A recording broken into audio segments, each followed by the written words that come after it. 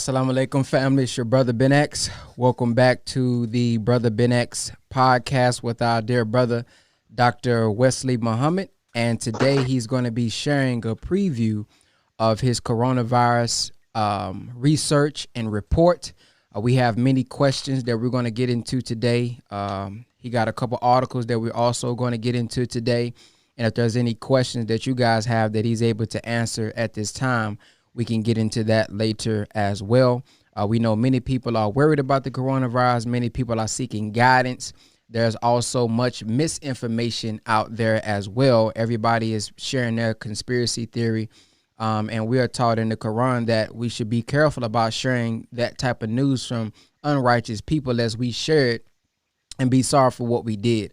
So I have been waiting personally on someone like a Dr. Wesley Muhammad, who is known for scholarship, to bring out the information before I share any of my personal opinions. So at this time, Dr. Wesley, for those who don't know who you are, please introduce yourself.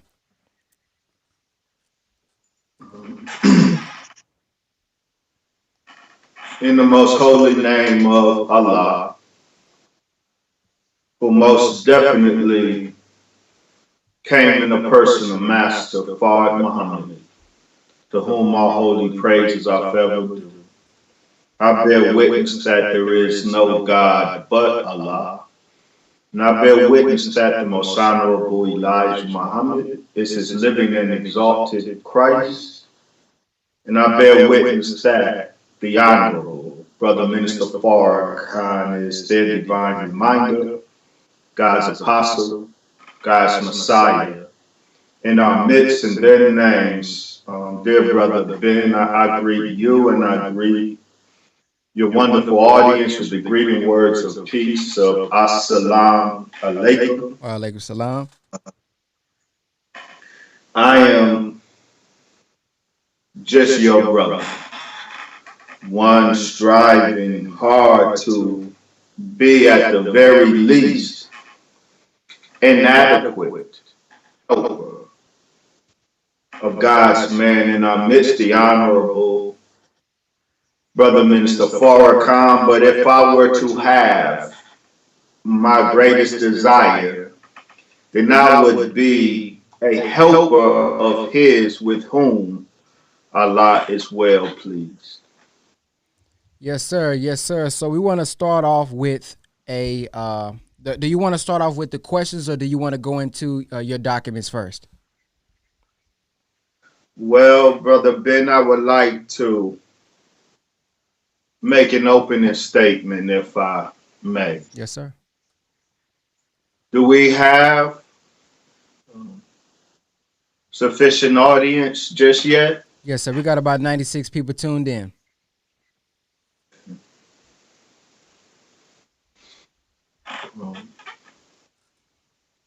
First, I am deeply saddened. We in the Nation of Islam are deeply saddened by the loss of the life of our dear brother, the East Coast Regional Minister, the Honorable Brother Minister Farrakhan, our dear brother, student minister, Abdul Hafiz Muhammad. We lost him today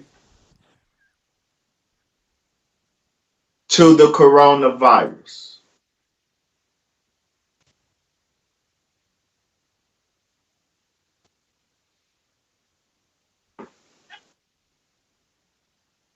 We pray that his family, God keeps his wife, his children. God keeps and strengthens the believers of Muhammad Mosque number 7 in New York City.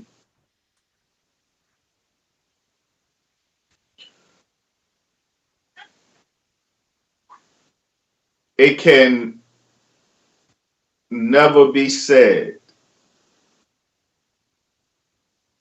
that the coronavirus is not real.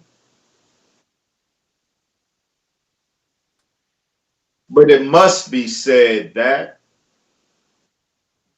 more real than the coronavirus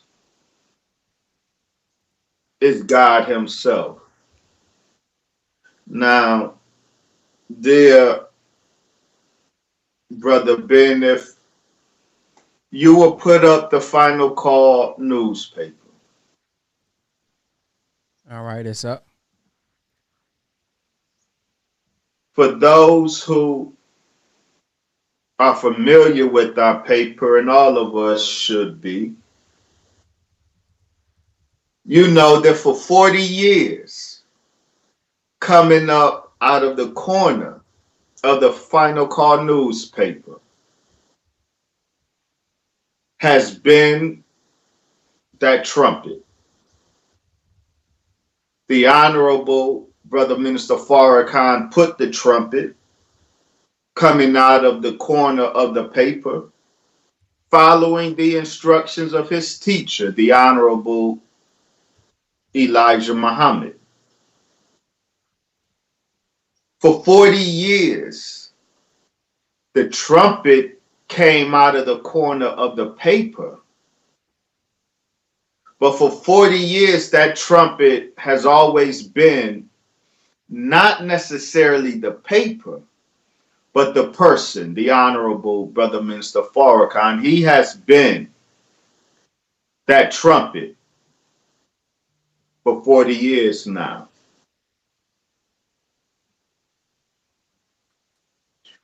At the close of February, we in the Nation of Islam, and many of you with us, were blessed and honored to celebrate our annual Savior's Day. Part one in Detroit, the title of the subject of the Honorable Brother Minister Farrakhan was the unraveling of a great nation. The following week, we were blessed to have the Honorable Brother Minister Farrakhan with us again to deliver part two to his Savior's Day message. Jesus is the key. Why do I say this in the context of this discussion? When the Honorable Brother Minister Farrakhan concluded his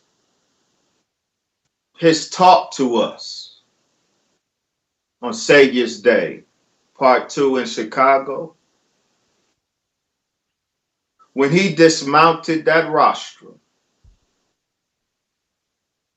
the trumpet was silenced. A week after he dismounted that rostrum, a week or so, maybe 2 weeks, on March 18th, there was a 5.7 magnitude earthquake in Salt Lake City.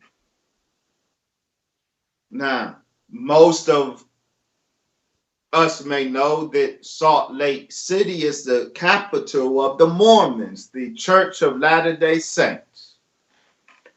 What many may not know is the theology of the Nation of Islam and the theology of the Church of Latter-day Saints, or the Mormons, are so similar structurally, such that one of the leading scholars, Mormon scholars, reached out to your brother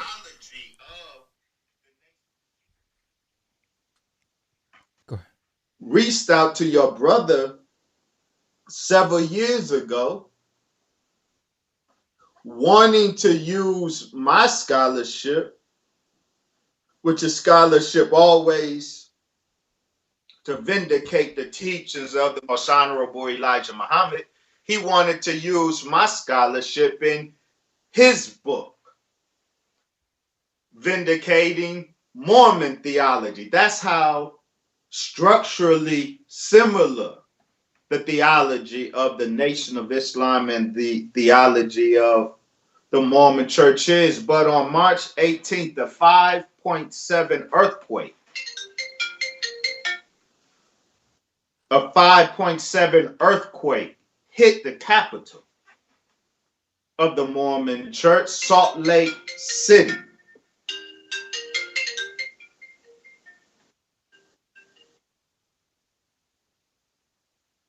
Assalamu alaikum. Is this an emergency? I appreciate it. I'm on a show right now. I'll call you back.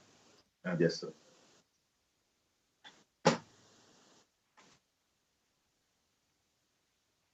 When the 5.7 magnitude earthquake struck Salt Lake City, their main temple in the city was topped by an angel, the angel Moroni, a very important angelic figure in the theology of the Mormon Church. This angel stood atop the temple in Salt Lake City holding a trumpet. When the earthquake struck Salt Lake City, it knocked the trumpet out of the hand of the angel. When the Honorable Brother Minister Farrakhan saw that, he conveyed to us on his executive council that when he saw that, his words were, "Yes, sir, dear apostle."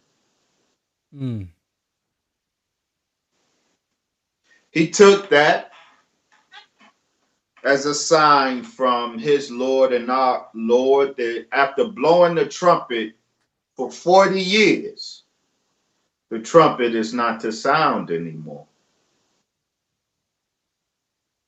So when he dismounted the rostrum on Savior's Day Part 2,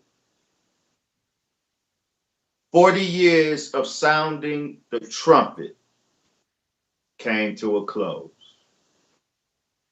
And it was immediately after that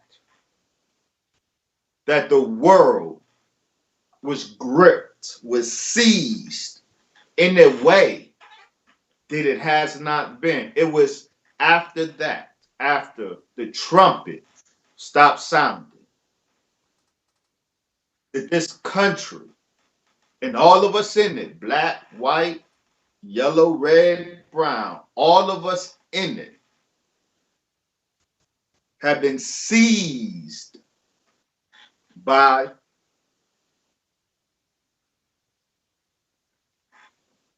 the terror, the fear, the panic, the policies originating from the coronavirus. When the messenger of God, when the trumpet was silenced, all hell broke loose in this country. I think that is the most important context with which to understand what is going on, and everything that we will say, certainly everything that I would say going forward, must be understood in that context. And I will close with these words from the Quran, Brother Ben, words that the Honorable Brother Minister Farrakhan has given to us to reflect on, to understand exactly what we're dealing with now and what to do.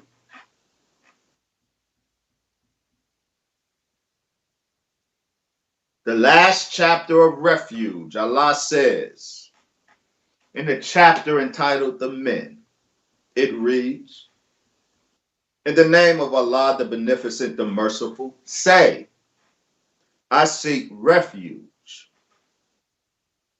in the Lord of men, the King of men, the God of men, from the evil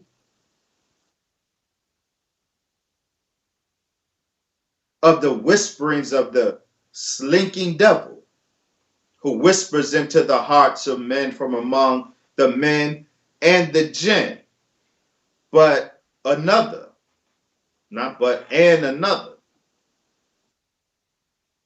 In the name of Allah, the Beneficent, the Merciful, say, I seek refuge in the Lord of the dawn. Listen to these words. I seek refuge in the Lord of the dawn. The dawn is the darkest hour. Dawn is on the cusp between night and day. And because it's on the cusp of the previous night and the incoming day, it's the darkest.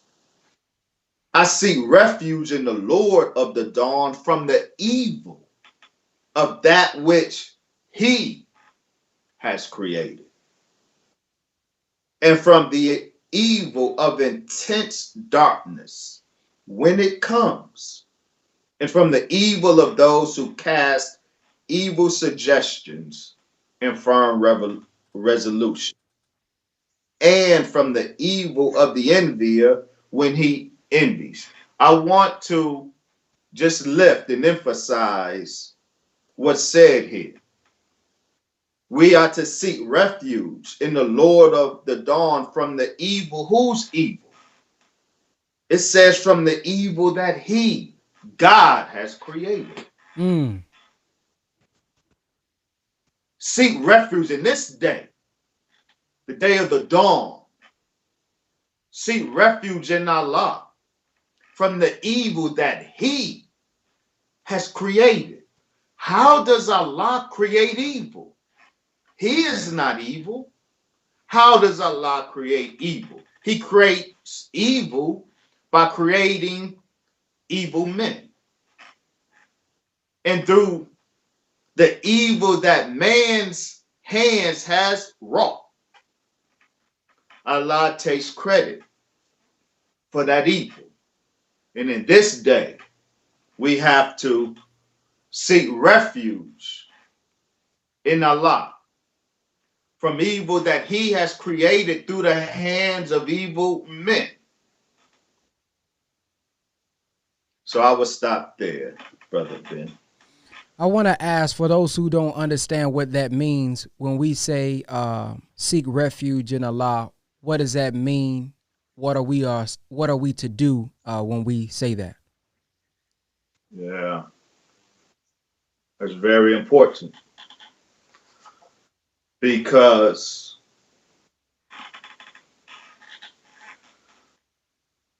the world is panicking. America is panicking. Black people are now coming to terms with something too many of us have been in denial of for the last couple of weeks. Tragedy is forcing us to come to terms with it, and so now we are starting to panic. What does seek refuge in the Lord of the dawn mean? But the Lord of the dawn, Brother Ben, is only the true and living God, Allah, who came in the person of Master Fard Muhammad. And in this hour of intense darkness, there is no more important knowledge to convey to Black people than that fact right there. Why? For some religious set tripping purposes? No. Because the only chance that we have in this hour, the only chance we have and not being a casualty of this war. President Trump calls this a war against an invisible enemy. And he is right. The only way we can avoid being a casualty of this war is to recognize and obey the God that has come. We can wear our mask, and I do. We can wear our gloves, and we can sanitize our hands. We can shelter in place. We can and we should do all of that. But the truth that we are finding out about this virus incrementally,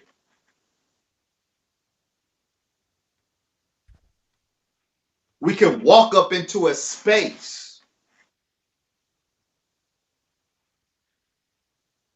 with no one in it, thinking we're safe. But from maybe 30 minutes ago, somebody with the virus just spoke. We now know that the virus is transmissible. It's what they call aerosolized, not just by droplets, but there's evidence that it is aerosolized such that speaking can expose the environment to the virus from one who has it. So we can walk into an area we think is safe because ain't nobody in it, and not know that we've encountered the invisible enemy. This thing has been made such that, and this isn't fear mongering, we're going to get to that, but Allah allowed the devil to make something so dastardly that with all of our best efforts on this level, and we should continue them with all of our best efforts, there are loopholes in all of that, such that our only chance is to turn to the God who has come to save us from this man of evil, from whose hands evil proceeds, and from whose hands this evil has proceeded. So obey how? Obey the instructions that were given by him. Our best chance of surviving this pandemic is following the divine guidance that has been given to us, that none of us have been real faithful in following. So what does seek refuge in Allah means? It means stop putting rivals up to the honorable Elijah Muhammad. I want to say that real directly. It means stop putting your rivals up. Stop making your teachers. Stop making your food gurus an alternative to the honorable Elijah Muhammad and what he taught in this day, to exchange God's guidance for anything else, to set up any rival to the honorable Elijah Muhammad and how he has guided the black man and woman through the honorable brother Minister Farrakhan, to set up any rival to them and what they taught in their guidance. That's probably sure death. From the Honorable Minister Louis Farrakhan thus far has, well, I'm pretty sure if they watched the webcast, but for those who didn't, what guidance has come from him or even the council on what we should be doing? As far as I know, people say, hey, store water, store food. Is there any extra thing that we should be doing outside of what, the CDC has sent down? Well, the Honorable Brother Minister Farrakhan first has instructed us to follow the instructions of the Most Honorable Elijah Muhammad in terms of disaster preparedness. The Honorable Elijah Muhammad prepared the nation for such a disaster as this. He gave us clear instructions of what to store in our home for 90 days while the world is panicking. Well, not the world, but America is panicking looking for toilet paper. So the symbol of this pandemic has been toilet paper. As if we can eat toilet paper. Not that storing up on toilet paper isn't important, but the Honorable Elijah Muhammad gave us a detailed list for disaster preparedness, covering areas that toilet paper won't help us with, that we need toilet paper. The list includes that which we need to survive 90 days in any disaster. So first and foremost, the Honorable Brother Minister Farrakhan returned us to the instruction, the disaster preparedness instructions of the Honorable Elijah Muhammad. And I suggest that our people, our larger community, should have that list, that itemized list of what to store in our homes to survive for 90 days. Two, the Honorable Brother Minister Farrakhan instructed us to obey the instructions of our federal, state, and local governments in terms of how to protect ourselves. So long as the instruction does not conflict with our religion, and none of the instructions that I have heard conflict with our religion, the minister guides us to obey.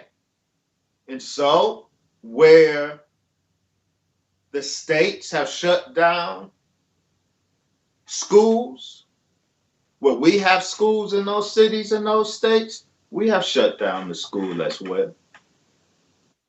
In the states where the social distancing mandates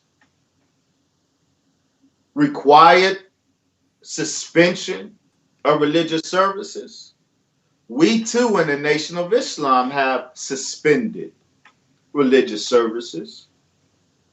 So the minister is guiding us to, regardless of what we think of our government, regardless of what we think of the CDC,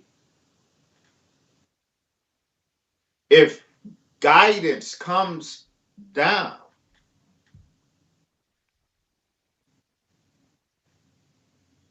if there are laws that come down that don't conflict with our religion, we should obey them. Yes, sir. And so what I want to do, Dr. Wesley, we're going to get in, we'll do the PowerPoint because we already have like a list of questions. So we'll get into your, not a PowerPoint, but your articles that you want to touch on first, and then we'll hit the questions. Right. So not yet, because each one of those come at a particular time. Okay.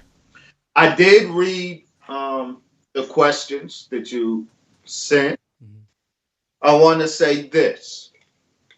There's a section of those questions identified as medical questions. Those questions are not for your brother.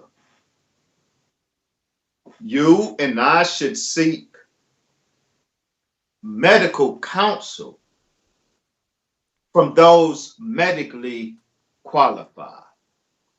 And I'm glad you sent that list because it's necessary to make this point.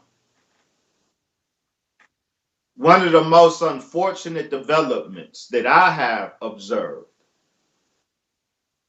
is too many people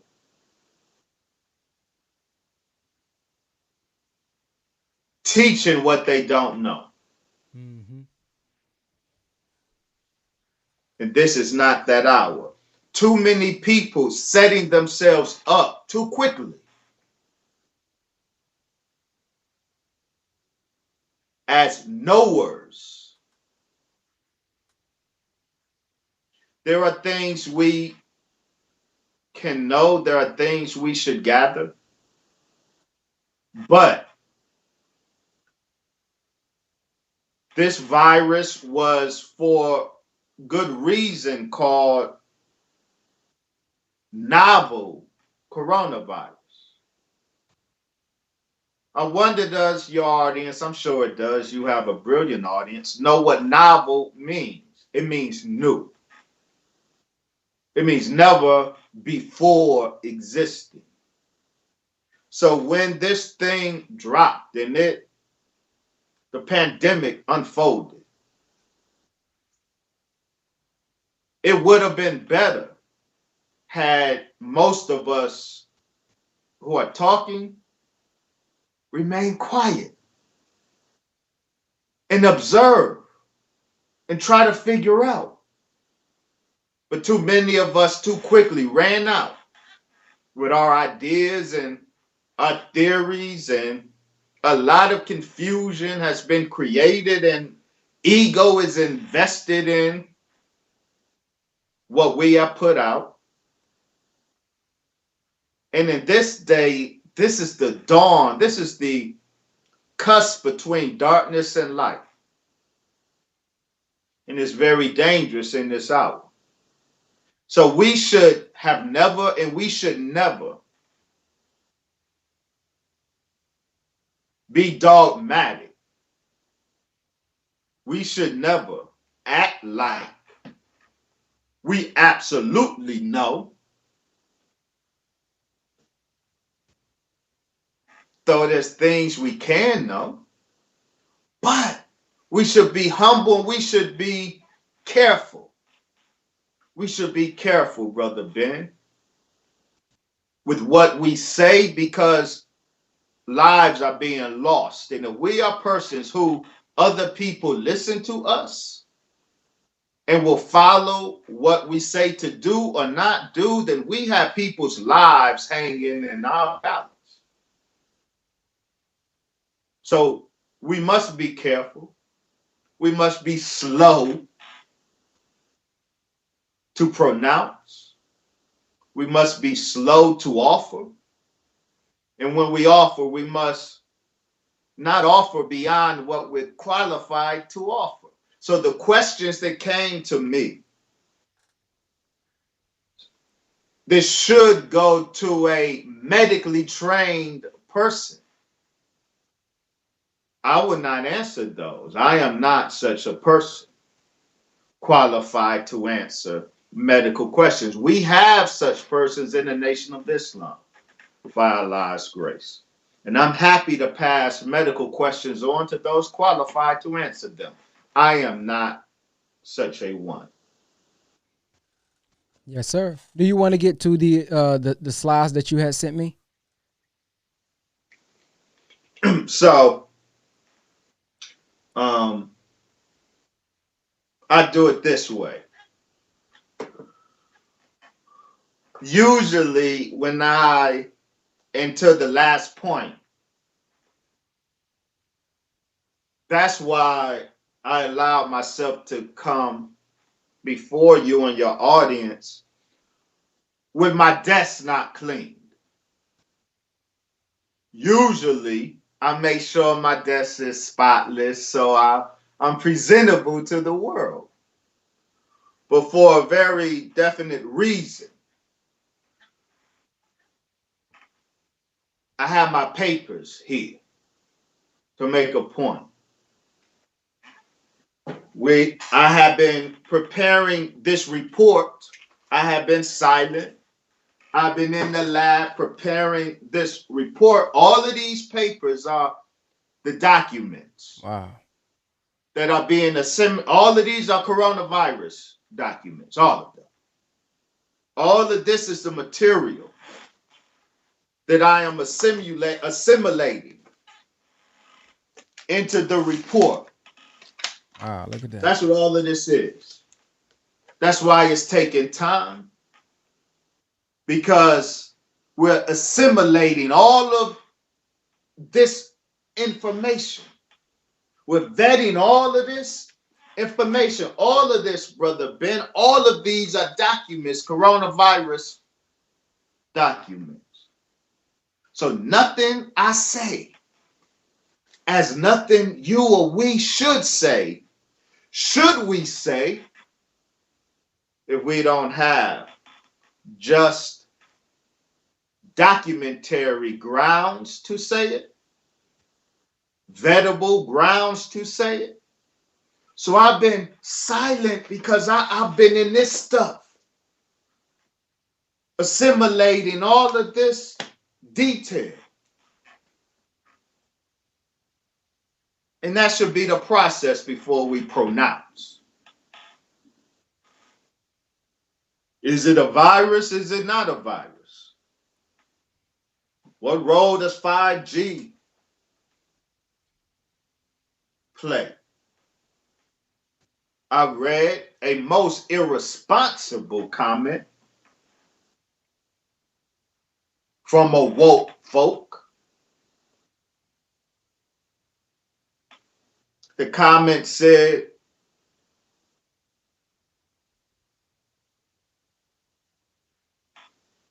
in words, ain't no virus killing niggas. It's 5G killing niggas. Mm.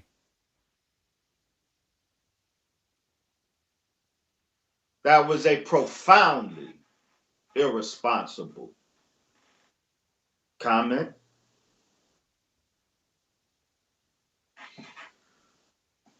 What are you saying, Brother Dr. Wesley, is going on? You got all of these papers.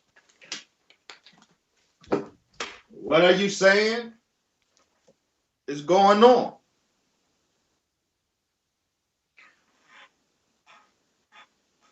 The report that I am concluding and Allah willing will be submitting to the Honorable Brother Minister Farrakhan soon.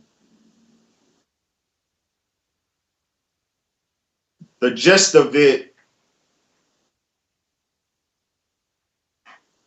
is this. I'll summarize it like this, and if your audience has questions, you can interject. Or if you have questions, you can interject.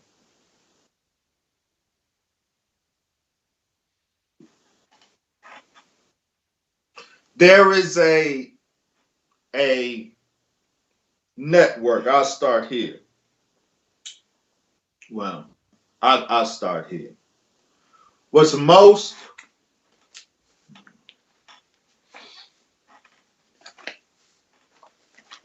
this stack of documents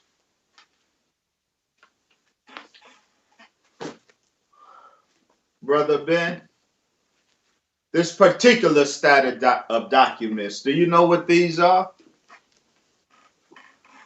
These are the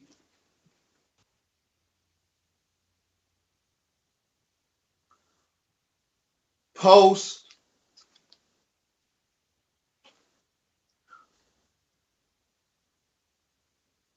tabletop talk reports from 2001 to 2018. I'm sorry, 2019. The U.S. government with Johns Hopkins University. Did you notice, Brother Ben, that the official tracker of the coronavirus is Johns Hopkins University? Mm.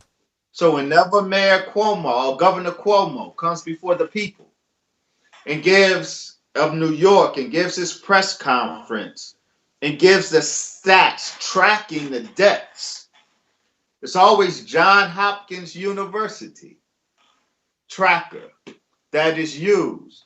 Why is that? Well, for a very definite reason.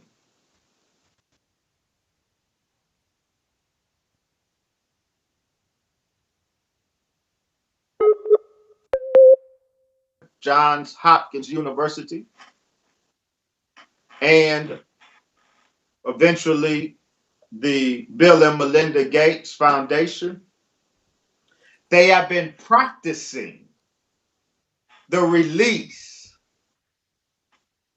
in America and in the world, practicing the release of a super virus. Mm.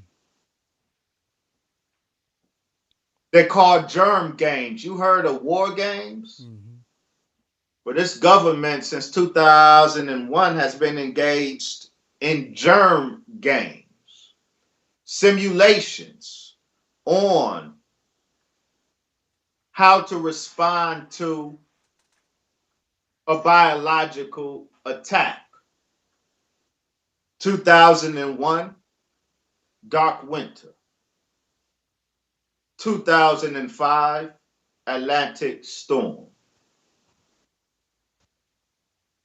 2018, Clad X. 2019, Crimson Contagion, and then Event 201. Now, what's important about this, what's critically important about this, Brother Ben, in the audience, these simulations where the government simulated, or government agencies, along with Johns Hopkins University, and then eventually the Bill and Melinda Gates Foundation. These simulations, these simulated bioweapon attacks, what's very important is the virus used for the simulation and how the virus changed and why the virus changed when it did with the simulation. In Dark Winter, the first simulation in 2001, the virus used in the simulation was smallpox. Why was smallpox the germ of choice for this germ game? Because the US government had just weaponized smallpox. Mm.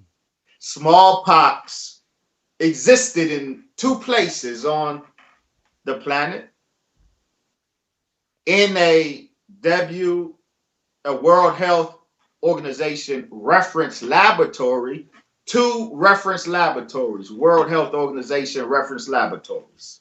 One in Russia, the biological warfare facility in Russia. The other, the biological warfare facility here in the US, specifically at the CDC. So only two sources had wild smallpox, Russia and America. But America had weaponized, had succeeded in aerosolizing smallpox, making smallpox transmissible in the air. The US Army did. And this is why the first germ game simulated a smallpox attack. But then the germ games lost interest in smallpox, Brother Ben, and started simulating weaponized influenza, the flu.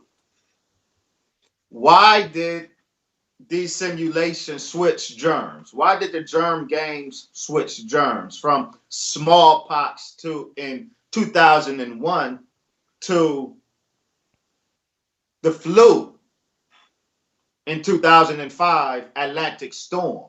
It is because the U.S. Army had just resurrected the 1918 Spanish flu virus. Now, note, two observations.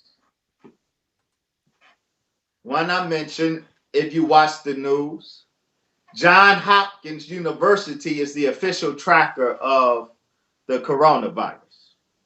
The other observation is you always hear reference to the 1918 Spanish flu.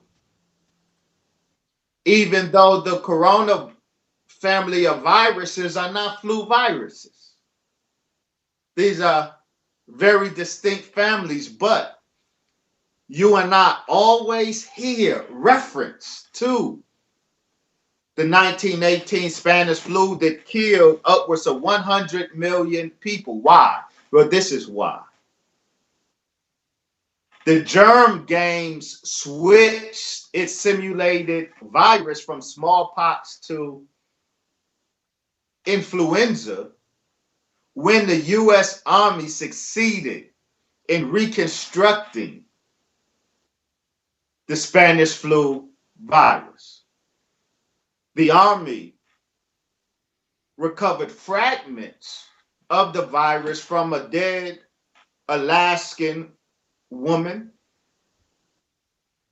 They extracted fragments of this deadly virus from her. She was frozen for 100 years, and the Army extracted some fragments of the virus from her in they announced it in 1998.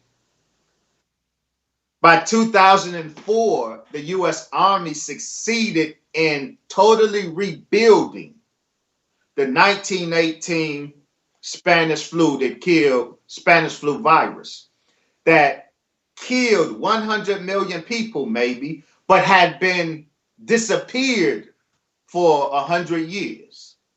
Beginning in around 2004, the U.S. Army had in their possession the infamous virus of the 1918 Spanish flu.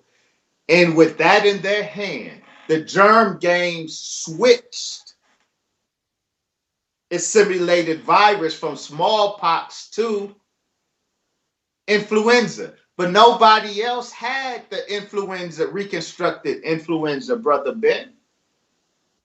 The U.S. Army had it. So when the simulations, when the germ games featured the flu virus instead of smallpox, that could only be a simulation of a influenza bio attack that originated with the U.S. government. Okay. Now we come to Crimson Contagion and Event 201. Now, Crimson Contagion began January 2019. It concluded, its report was released in October 2019. In October 2019, another germ game or simulation occurred, Event 201. Now, what is important now is that now the germ that's being game planned is no longer smallpox. It's no longer the flu.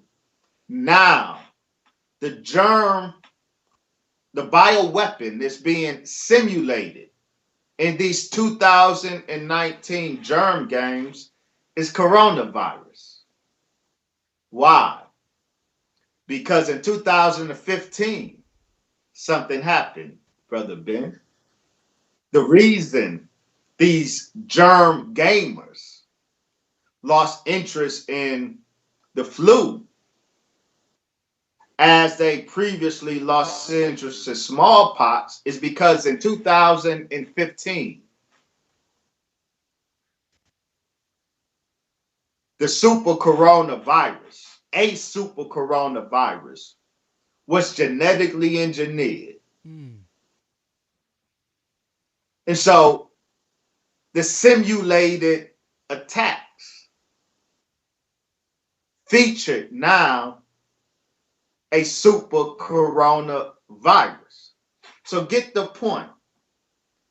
The germ gaming that this government has been engaging in since 2001, the germ at the center of the game was always consistent with the germ that had been successfully weaponized by the U.S. Army.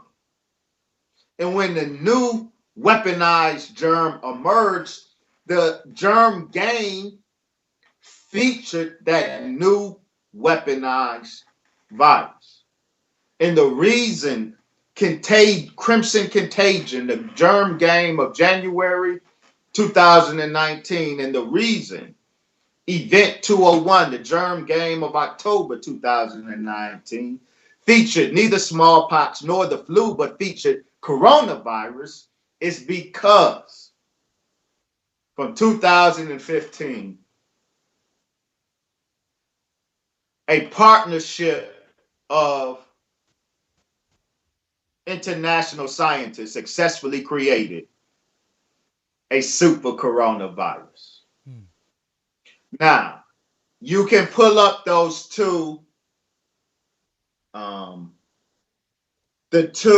the ethical questions arise and the consensus. Pull up those two images. Okay, they up. What are these two? One is an article from November 2015. The other is an article from March 2020. Now, I could have taken my pick, Brother Ben, of all of these documents.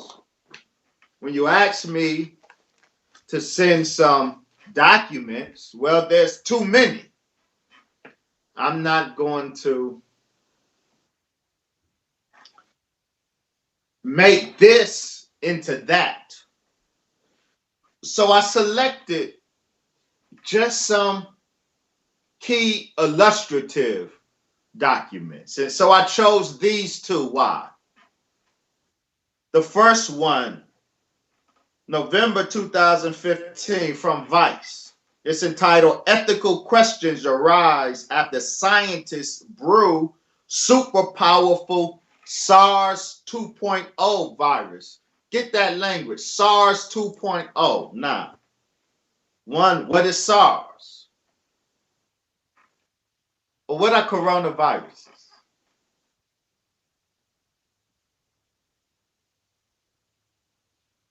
They're RNA viruses. The common cold is caused by a human coronavirus. Other species have coronaviruses, but species or coronaviruses from other species, such as bats, they never cross over to humans. Bats have an abundance of coronaviruses. Bats bite humans. But in that process, bats never transmit their coronavirus to humans. The first time a bat coronavirus became infectious for humans was in 2003, SARS. We have the documentation, Brother Ben, that allows us to say with confidence the 2002-2003 SARS virus was artificially created.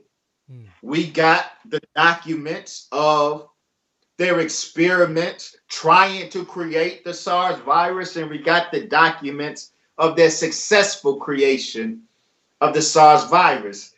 SARS was their first success in manipulating a bat coronavirus such that it could infect human cells. They created SARS, and I will get to who the they is. They created SARS in 2002, 2003. We can show that with documentation.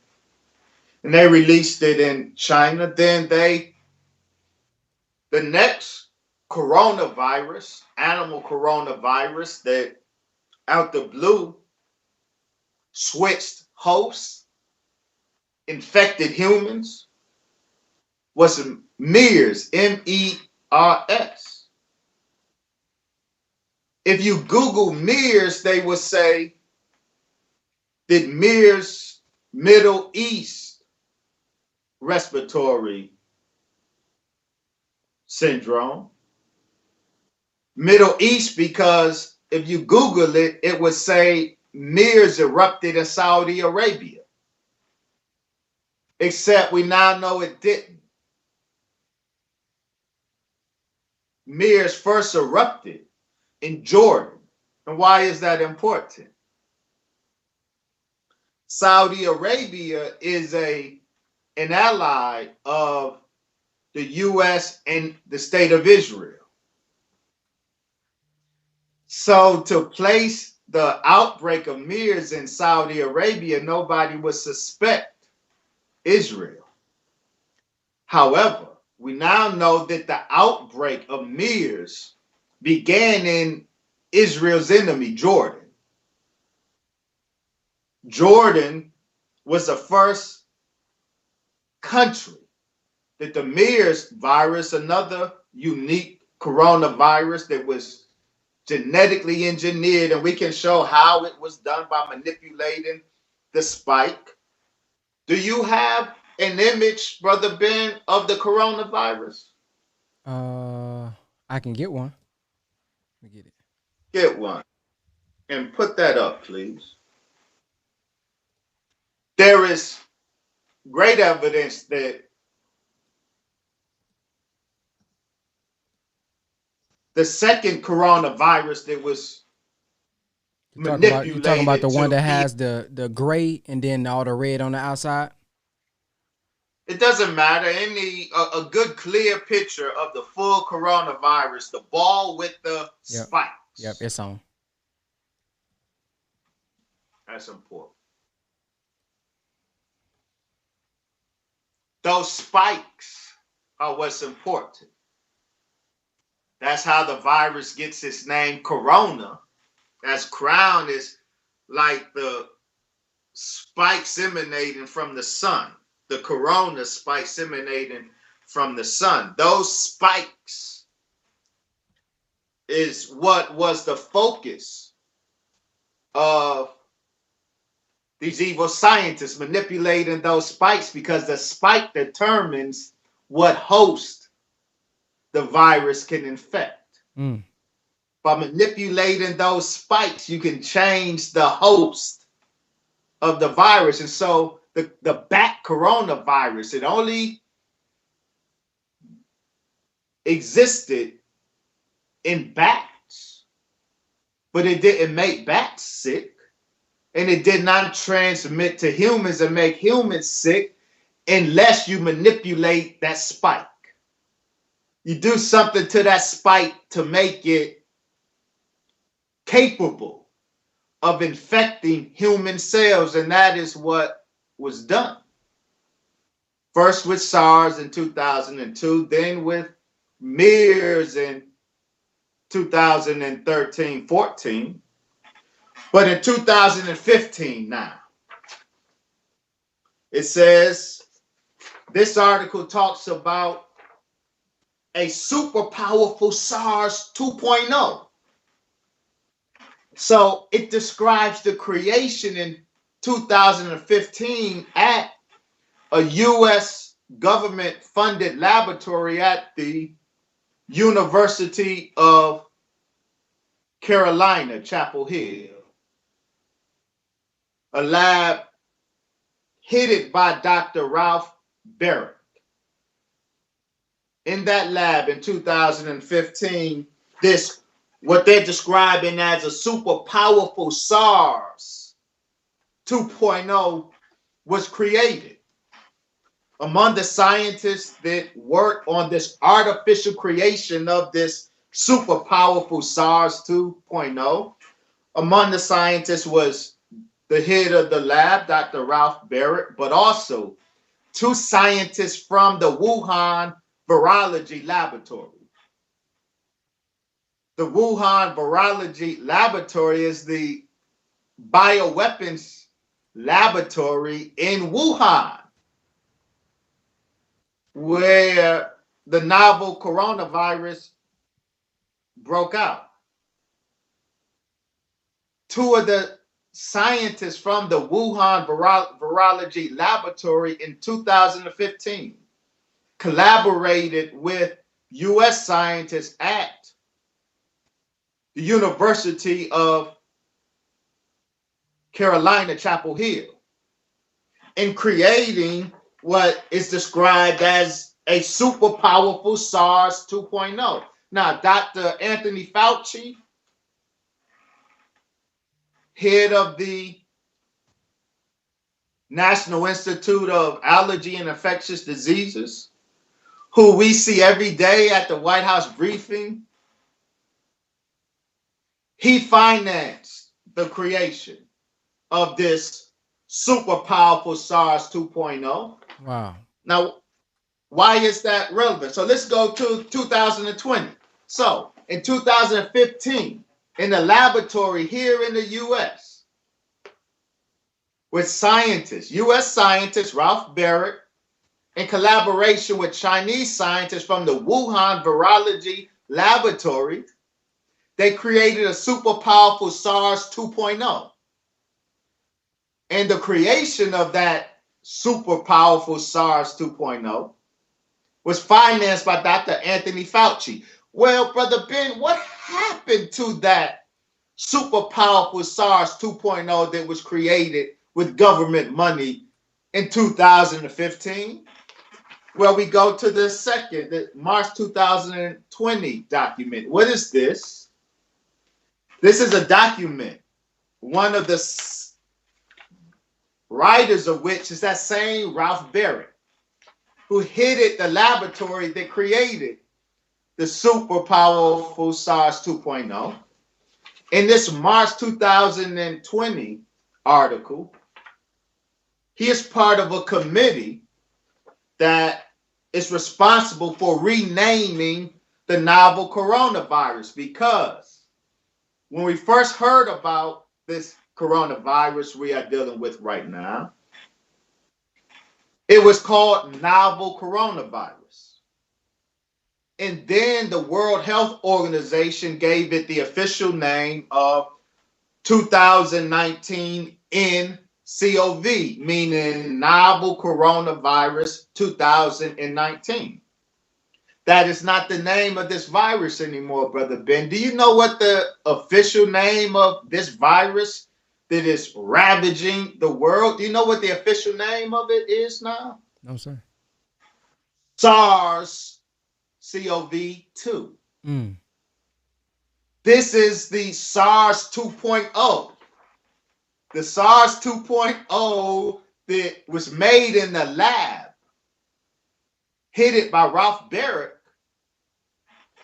Ralph Barrett is part of the committee in 2020 that renamed the current COVID virus SARS 2.0. So the virus that we are dealing with right now is a real virus. The prototype of it was created in 2015. You say, well, what about 5G? And I will end here and open it. What about 5G? Isn't it the case that in Wuhan, at around the same time that the novel coronavirus was outbreaking in Wuhan, Wuhan turned on its 5G towers? Yeah.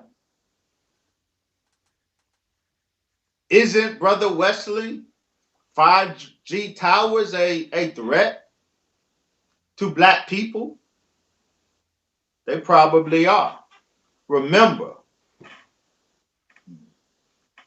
in my last lecture at Mas Mariam, my lecture entitled How Allah God Makes a New Human Being, I spoke about the haunted hood, how our enemies have weaponized the sonic landscape of the ghetto, how our communities are bombarded with electromagnetic frequencies, and this produces all of these physiological effects, detrimental physiological effects on black people. The raising of 5G towers certainly is part of that creation of the haunted hood that we documented. We documented that in our new book. So nobody is denying the threat that 5G towers and that level of electromagnetic radiation, the potential harm it causes on human physiology, and nobody is denying that the government has every interest in flooding the black communities with weaponized electromagnetism. Yes, that is true. But it is not true that that is real and the coronavirus is not real. It is not true that electromagnetism has been weaponized by our enemy against black people, but the COVID-19 virus has not been weaponized against black people. It is not the case, and it makes no sense, those who say there is no virus. This is all a ploy in order to get us to take the vaccine. They do want us to be victimized by the vaccine that they are preparing. But my question to those particular conspiracy theorists is, what makes you think the enemy will weaponize a vaccine but won't weaponize the virus? That makes no sense. Why is a weaponized vaccine real, but a weaponized virus ain't real? That makes no sense. The fact of the matter is the virus is real and has been weaponized. And no doubt they intend to, while there's great documentation that China, the US, and Israel has the bona fide vaccine for SARS-CoV-2. What Bill Gates and Dr. Anthony Fauci and the US government will roll out and attempt to mandate on the general population, we have every reason to be suspicious that that ain't that. That the vaccine that Israel used to inoculate its people would not be the vaccine mandated for us. So I would end there for right now. You actually ended off with some of the questions that they was asking about the whole Bill Gates. They was asking, do you think that that's what this is about them forcing the vaccines on us, and should we be taking this vaccine? So Bill Gates is one of several competing interests in this saga. And it's important to make that point. what is unfolding before our eyes is different groups of people with different agendas trying to get their hands on this thing, trying to use it to their advantage. We think everybody who we see on TV have the same interest. Let me illustrate how wrong that is. Speaking of Bill Gates, and it's important that we understand the competing interests that's involved here.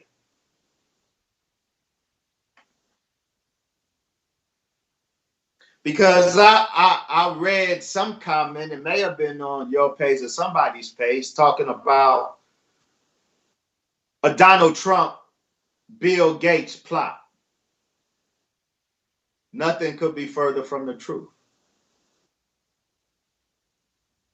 To join Bill Gates and Donald Trump in this plot illustrates you don't understand what you're looking at. Why did I say that?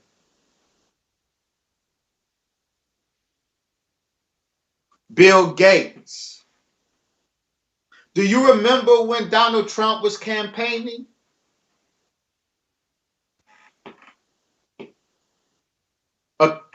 He let it be known he was against vaccinations. Do you remember that? Yeah, I listened to the audio the other day. Yep.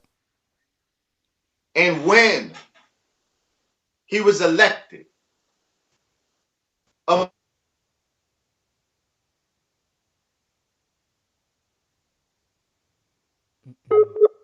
think we lost him. That commission. Okay, go back. Robert Kennedy Jr. You had paused out a little bit. Go back to when you said when he was elected. Very important. When Donald Trump was first elected as president, one of the very first things he did was establish a commission to study the safety of vaccines. He put as head of that commission Robert Kennedy Jr., who we know has been helping us to see the dangers of vaccines. Mm-hmm. Donald Trump is a bona fide anti-vaxxer, to his credit. Did you know that Donald Trump and Bill Gates are not allies? And that Bill Gates said when he first met Donald Trump, President Donald Trump, and Bill Gates, he made it clear he don't like Donald Trump for obvious reasons.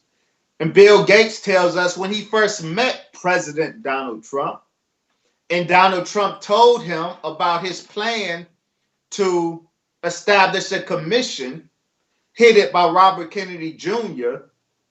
to study the safety of vaccines, Bill Gates told him, don't do that. That's a dead end. Bill Gates and Donald Trump are on opposite ends of the vaccine question. And you see that conflict played out in the conflict between President Trump and Dr. Fauci, because Dr. Fauci is an ally of Bill Gates. Dr. Deborah Birx is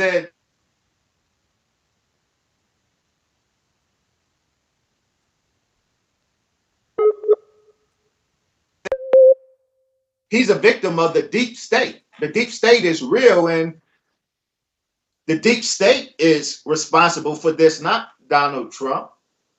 And so he's trying to capitalize off it, trying to use it to his advantage.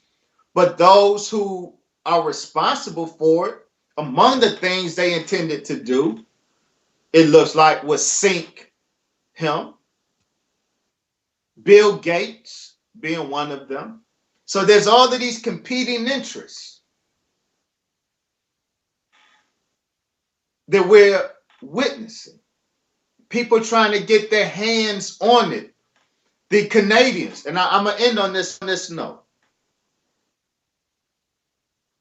Well, no, I will end on that note to say that, yes, Bill Gates is deeply invested. He financed much of the research that went into the creation of a super flu and the creation of a super coronavirus. He, along with the U.S. Army, were the main financiers, and Dr. Fauci, through the National Institute of Allergy and Infectious Diseases, they were the main financiers of the scientific process that resulted in this virus. So yes, he's deeply invested in it. The private sector, China, and those invested in 5G, though 5G did not produce the virus. 5G has effects of weakening the immune system that exacerbates the effects of the virus, yes. So yes, Bill Gates is absolutely deeply invested in what we are witnessing. Yes, sir. We have somebody that asked, you mentioned your last lecture. They're trying to figure out what's the title of that last lecture so they can check it out. The last lecture is titled, How Allah, God, Makes a New Human Being. It's on my YouTube page, and we will be streaming it live from my Facebook page probably in the next couple of days, so stay tuned. Okay. And lastly, because we know this is a preview, so for everybody who's just watching, this is only a preview of the report. So he will be releasing more later. I want you to leave us, Dr. Wesley, with where is Allah's hand in this, and what mindset should we have? Because so many people feel like this is the end of like the entire world, not just the white man's world, but they feel like we all finna die. The world's about to end. We all about to just go. What mindset should we be in at this time? Okay, so that's great. So allow me, where is Allah's hand in this? That's very important. Allow me to offer what is admittedly my speculation, because that's all it can be. But all of this makes me to say this. This is what I think. This is what all of this leads me to believe happened and is happening, in which we're documenting in our report.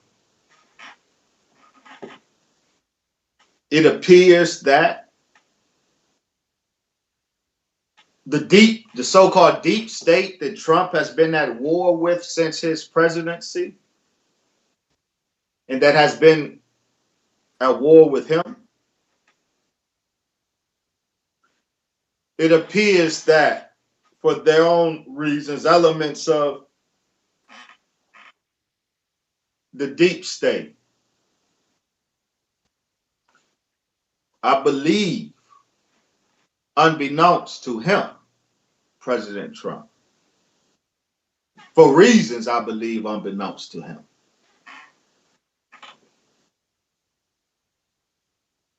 these elements released this weaponized coronavirus in America's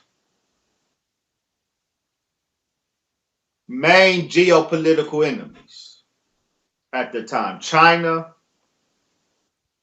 Iran, and Italy too, but I can't figure out why Italy.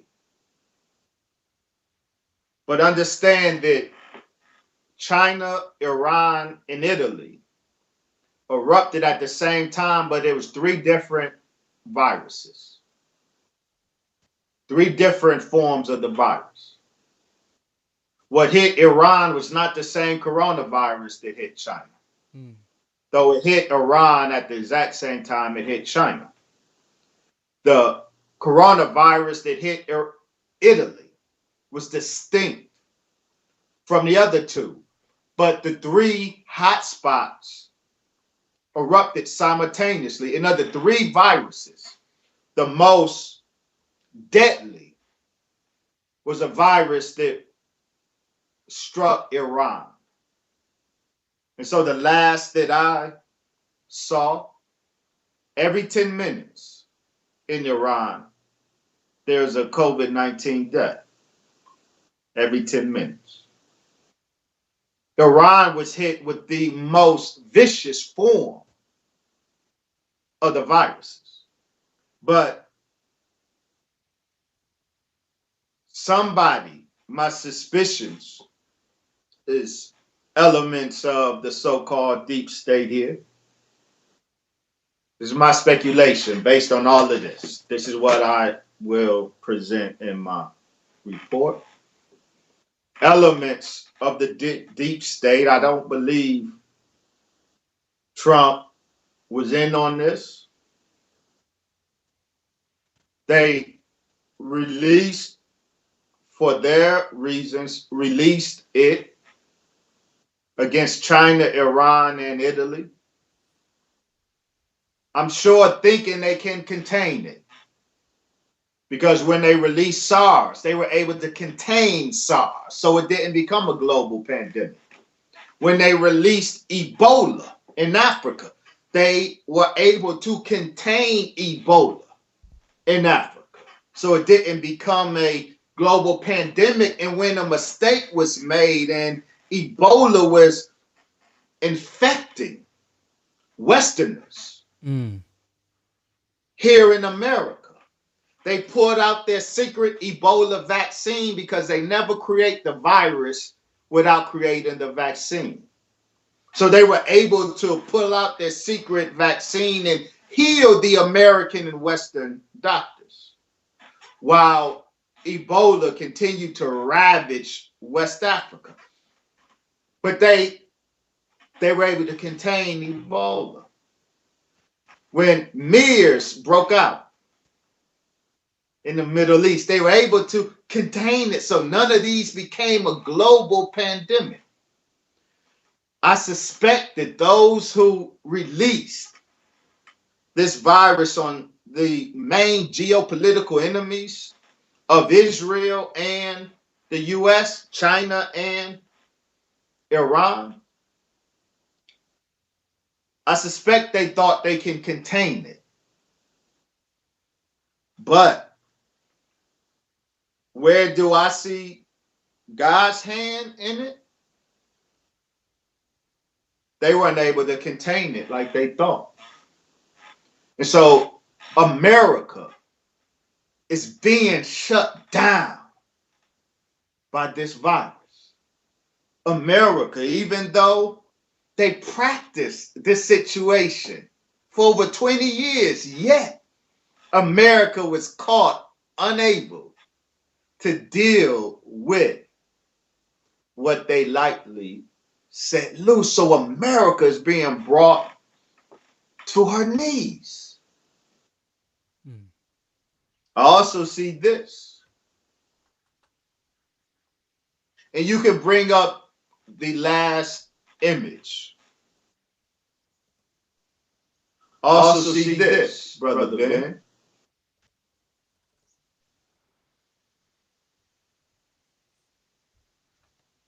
When, by all the reports, the initial blowback not just affected mainly white people, and it did. White people of the white elite. One report I read, not just the white elite that are contracting the virus, and that wasn't planned for, I don't think, but the economic devastation was first felt by the elite. The shutdown eliminated, in its initial stages, eliminated 500,000 millionaires from the millionaire roster. Meaning, in 2019, 500,000 millionaires that existed in 2019, they are no longer millionaires. Because of the financial fallout of the coronavirus shutdown. So, America is being brought to her knees by this virus. She did not intend that, I'm sure. But the Quran says, and the Jews plan and Allah plans, and Allah is the best of planners. But you say, but Brother Wesley, have not you been posting about how the reports about how all these black people are dying? Yes, I have. And that's real. Well, Brother Wesley, do you not concede that the numbers are padded, are inflated? Are you not aware, Brother Wesley, that the government admitted labeling as a COVID deaths that have no relation to COVID-19? Absolutely, I'm aware. That is part of some folks' agenda. Use the hysteria to achieve their ends. For example, a total militarization of the state, a total martial law, and technological, digital militarization of the state. Yes, I'm aware of all of that. But I know this. I'm here in Chicago.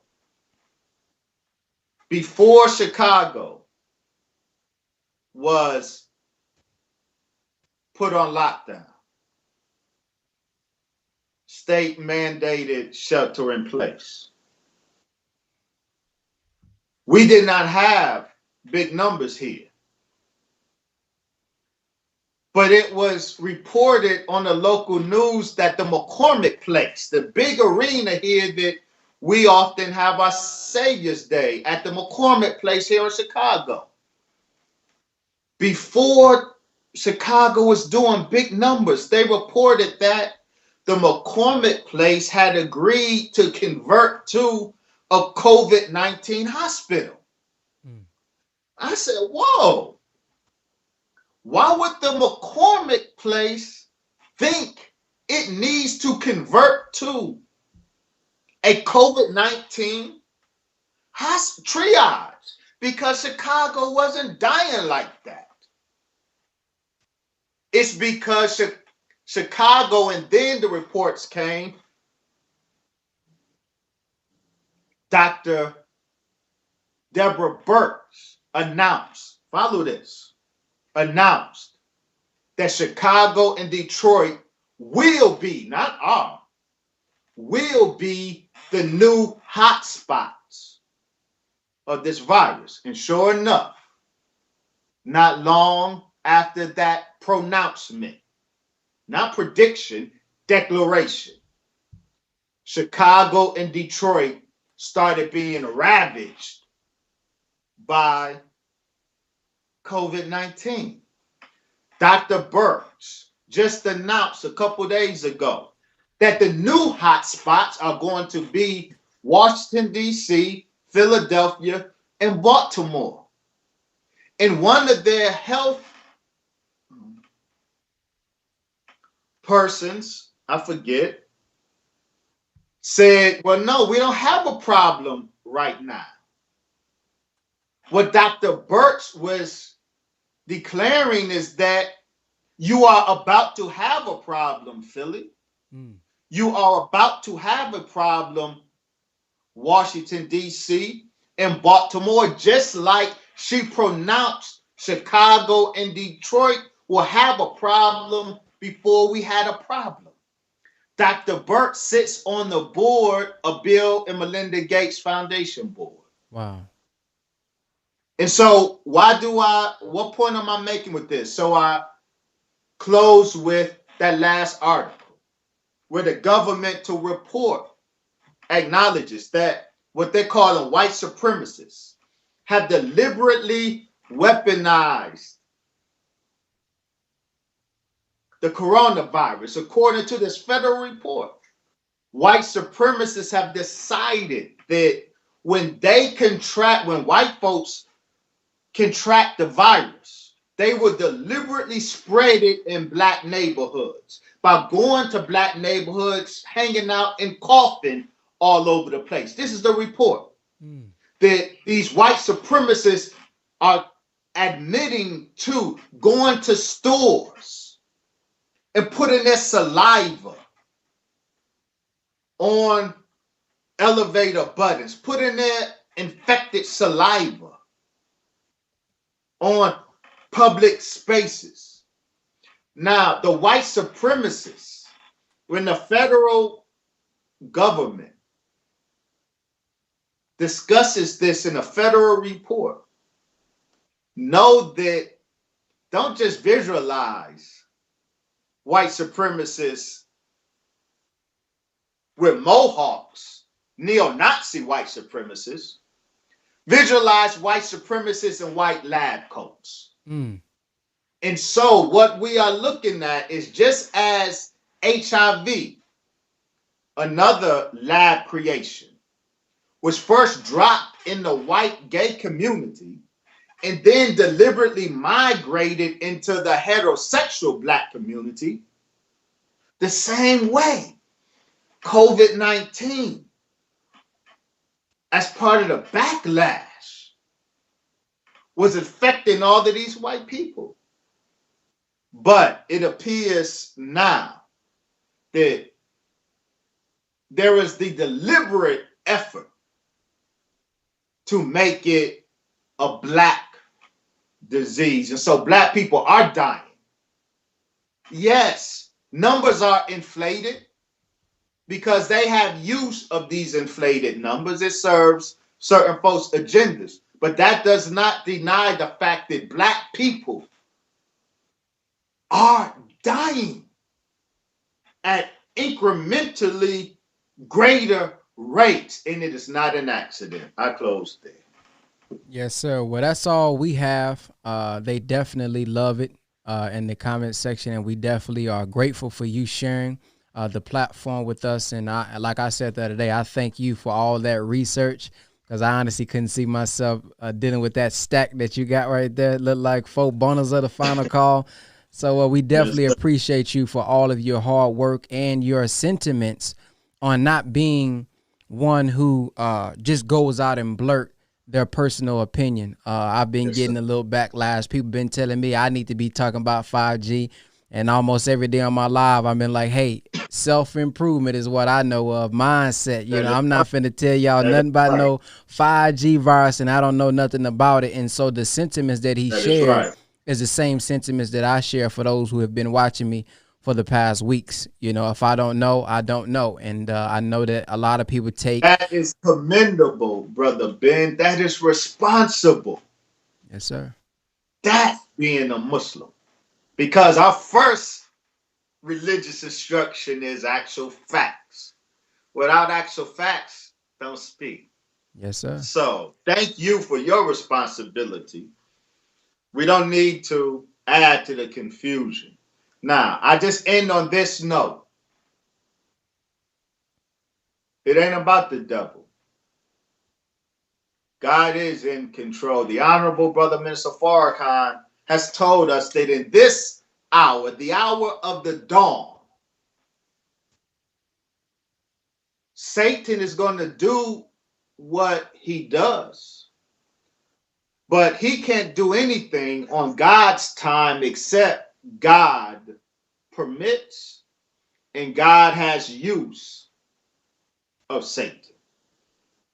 So we cannot, even though it says, seek refuge in Allah from the evil that he has created.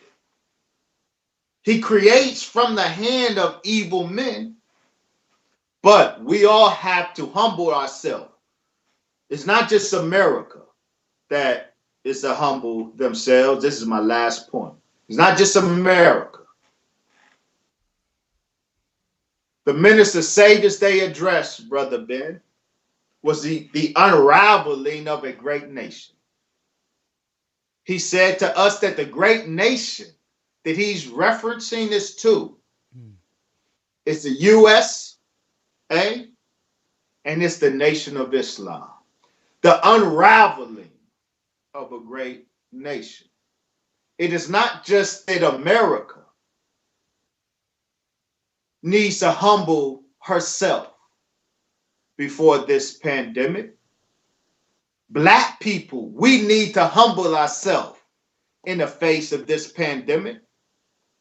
We Muslims need to humble ourselves in the face of this pandemic because this is real, but God is more real than a pandemic. And so if we seek refuge in him, not a spook God, but the God that came to save Black people and gave us a way out, gave us instructions to follow that can prolong our life on this earth even through the pandemic, then we will see that Allah is God, and besides him, there is none. That is the chance we have, Brother Ben, is in the God that came to sit down this devil and to save us from him. Yes, sir. Well, I thank you, brother, for joining us on the podcast. I look forward to hearing your updates and all of the information that you'll be bringing out in the future. Thank you. Yes, sir. Assalamu alaikum. Assalamu alaikum. Wa alaikum salam. Man, that was a great interview, man. I appreciate everybody for sharing. I appreciate everybody for commenting. If you all would like to support the show, you can donate via Cash App, $ Brother Ben X. I definitely want to be able to bring the brother back on in the future. He released a lot of information that I didn't honestly expect him to release. So I got so much to chop up and share with the Instagram family and others, man. So please just share this with your family and friends. And as he said, man, seek refuge in Allah and continue to listen to the Honorable Minister Louis Farrakhan's student minister, Minister Ishmael Muhammad, because he has been constantly bringing us guidance from the Honorable Minister Louis Farrakhan as well.